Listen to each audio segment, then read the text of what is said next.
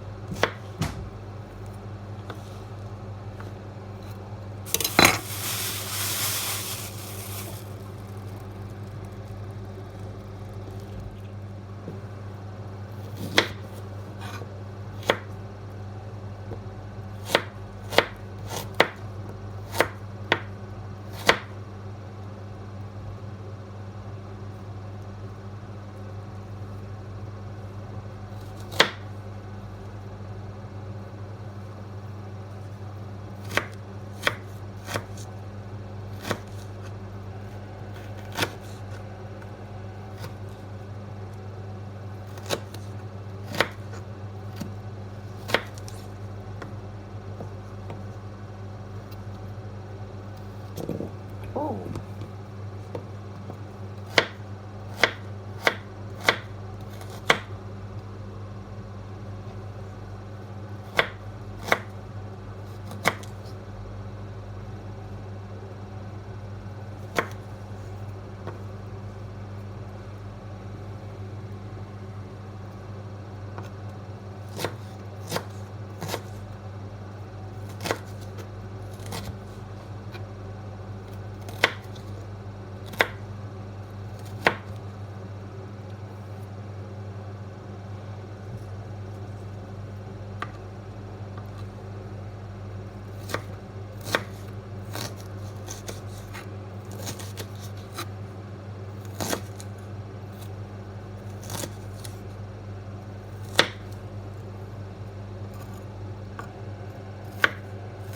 So ayan, nahiwa ko na yung mga natin, mga ang tawag doon, spices. Ito, ginger, and then garlic, at saka onion. And then, ito yung gulay na isasahog ko. So, kompleto na siya. Meron siyang carrots, meron siyang anong tawag nito? Celery, bloomcoal. Anong tawag yung bloomcoal? Bloomcoal sa ano? Basta yung gulay, yung fry. Yan. So, kompleto na siya. Madali lang. At saka, magagawa ko ng munggo na walang sahog. As in, gulay lang talaga. So, madali lang yung lulutuin natin ngayon kasi walang masyadong kaikikan. Simple lang na soup. So, yeah, simple. Madali lang gawin. Tsaka, wala siyang sahog kasi gusto ng partner ko na wala mo ng meat. kasi nag-meet kami kahapon. So, yun. Kaya, ito na lang gagawin natin. Simple lang. So, I'm gonna put oil. So, sayon na kain siya. Mojo niya itong madali-dali sa atong probinsya. Monggos. Kamunggay yan. Dere kay wala man mi kamunggay. Sa gula na lang natin kainan. Gulay kay para kanang nasa siya lang lasa. So, garlic. Wala na. So, ayan na yung munggo natin. Niluto ko na yan. So, yan. Lalagyan na natin yung munggo. Simple lang yan. Maning-mani yan. Hindi naman kami ma-artisan sa pagkain. Basta ano lang siya talaga. Medyo konting healthiness. Wala na pinagsasanay ko. Tapos, ilalagay na natin yung gulay. Simple lang. Yan. May water na. Parang kulang yata itong tubig na to. Gusto ko yung maraming sabaw. Yan, pakuluin na lang yan. Tapos, timplahan. Yung panimpla ko dito, wala na rin kaik-ikan.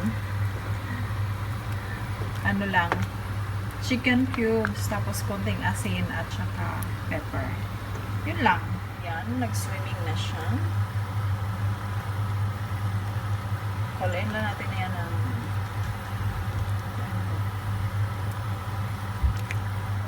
dinagdagan na natin yung tubig kasi masyado siya naman.